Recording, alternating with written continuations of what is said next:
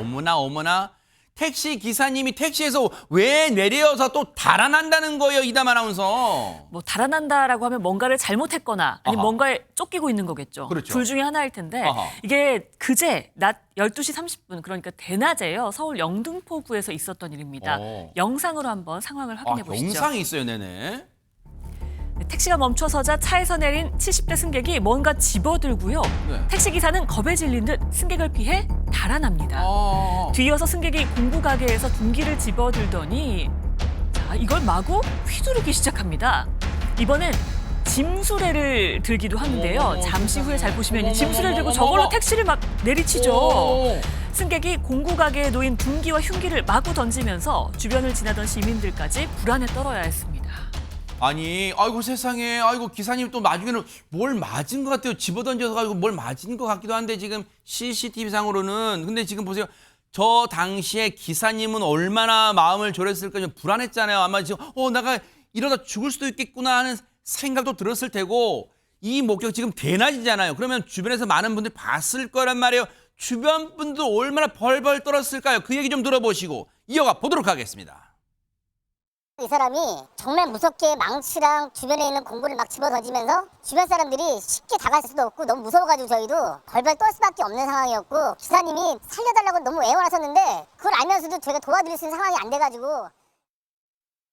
왜 안 그러겠어요? 왜냐면 100번 양보해서 최재문 교수님 저 몹쓸 인간이 그냥 맨손이었다면 그나마 많은 분들 주변 분들이 합세해서 뭐 팔을 하나씩 잡더라도 제압을 할 수는 있었겠지만 정말 우리가 지금 영상 보기에도 뭐 이것저것 다 잡아던지고 막 물건을 휘두르는데 다 다가갈 수 없었을 것 같아요, 진짜. 위험하죠. 왜냐하면 네. 뭐 무기, 흉기 같은 걸 들고 막 그러니까 하잖아요. 맞아요. 네. 대단히 위험한데 저 사람 70대 남성인데요. 어허. 술에 만취한 상태예요. 어허. 술 취해지고 저런 행동을 한 거예요. 세상에. 이 사람 택시를 타고서 이제 기사에게 어느 장소로 가자고 얘기를 했겠죠. 네. 그런데 이 사람 내리면서 요금을 지불하라고 했더니 요금이 많이 나왔다는 이유로 택시 기자의 시비를 걸기 시작합니다. 어허, 참나. 그리고 거기서 끝나는 게 아니고 택시 기사의 머리를 계속 여러 차례 폭행을 해요. 어머나. 그러니까 택시 기사가 밖으로 나온 거예요. 세상에. 뒤에 앉아가지고 계속 때리니까 세상에. 그걸 피하기 위해서 어머나, 택시 어머나. 기사가 밖으로 나왔더니 그리고 났더니 내려가지고 지금 옆에 있는 공구 들고 손수레 들고 이래가지고 지금 택시를 부수기 시작한 거잖아요. 네. 이 상황을 주변에서 보시는 분들이 무서워서 다가가지 못했지만 네. 즉시 경찰에 신고했고 경찰이 출동을 해서 상황이 종료됐다고 합니다. 아니 저 70대 남성은 일단 저 괴력이 정말로 어디서 나온지 모르겠지만 지금 제압을 못할 상황에 지금 택시 기사님이 아까 잠깐 붙어서 말려보려고 했지만 지금 힘에 부치는 상황이에요. 근데 저 몹쓸 인간 진짜 어떻게 저런 짓을 저질러요 진짜. 문제는 지금 이 부분에 있어서 경찰이 구속영장을 신청을 했다라고 하는 것 같습니다. 다만 이에 대해서 지금 검찰 같은 경우에 언론 보도를 보면은 네. 영장을 법원에 보내서 구속을 청구를 하지 않고 그냥 자체를 기각했다라고 하는데 저도 그 이유를 좀 납득하기가 쉽지가 않습니다. 저 정도로 어떻게 술을 취하고 거기다가 이제 그 요금 자체가 많이 나왔다는 취지에서 이를 면탈하기 위해서 했다고 하면은 경우에 따라서는 이게 강도 상해로 의율될 가능성도 없지는 않거든요. 네. 굉장히 중요한 것이고 실제로 저기에서 그 택시 운전기사가 상당히 다쳤고 거기 있는 차량이 다쳤고 나아가 옆에 있는 분들에게 불안감을 크게 조성했다 이 정도가 된다고 하면은 경찰의 1차적 판단이 맞았을 가능성이 저는 상당히 높다라고 생각을 하는데요. 네. 뭐 물론 일부 기본적으로 이제 뭐 죄를 인정을 하고 그거에 대해서 어떤 합의를 하고 한다고 하면은 불구수사 원칙을 견지할 수도 있겠습니다만 저 정도의 소란이 있다라고 한다고 하면은 경찰의 1차적 판단이 조금 더 맞았는 것이 아닌가. 저는 재차 영장 청구하는 것도 좀 더 고민해야 되는 것이 아닌가 생각합니다. 저 상황은 손정혜 변호사님 이제 저 몹쓸 인간 저 70대 왜냐하면 우리가 70대한테 어르신이란 표현을 붙이려면요 올바른 행동을 하는 사람들한테는 우리가 예우상 어르신이라고 하는 거예요. 저런 이 무자비한 범죄를 저지른 사람은 그냥 몹쓸 인간이에요. 근데 보세요.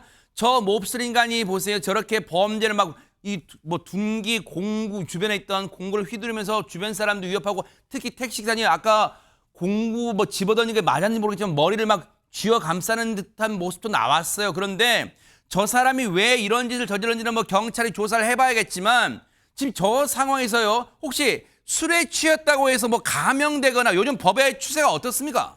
오히려 만취한 상태에서 폭력행위를 하는 경우에는 요즘엔 선처를 하는 것이 아니라 그런 폭력성을 알면서도 또다시 술을 먹고 타인에게 해를 끼쳤다는 이유로 엄중한 처벌이 따르는 것이 요즘의 실무이죠.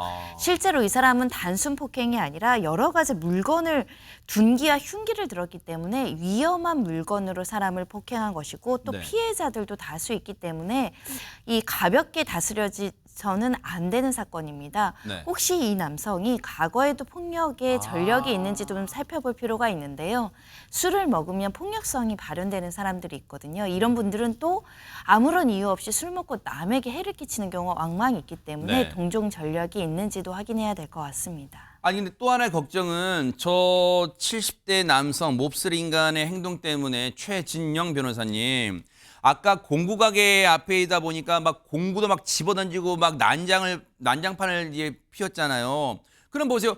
저 택시 기사님도 피해자지만 공구 가게 운영하시는 분 입장에서 공구 다 망가졌을 거 아니에요. 그러면 이거 혹시 저 70대 남성이 변제 능력이 있는지 모르겠지만 그게 없다면 어디서 이게 피해를 보상받는 거예요? 결국 저도 저런 부분에 아까 보자마자 아이고 저것 그 택시 운전 기사뿐만 아니고 공구가게 사장님도 졸지에 날벼락이네 이런 생각이 들었었는데요. 아마 뭐 그 자체가 어떻게 보면 아주 고가인 건 아니기 때문에 그 정도라고 하면은 아마 합의를 위한 것이라도 아마 그 이 가해자 같은 경우에는 합의를 하지 않을까 싶은데요. 다만 저는 그런 생각을 가끔씩 합니다.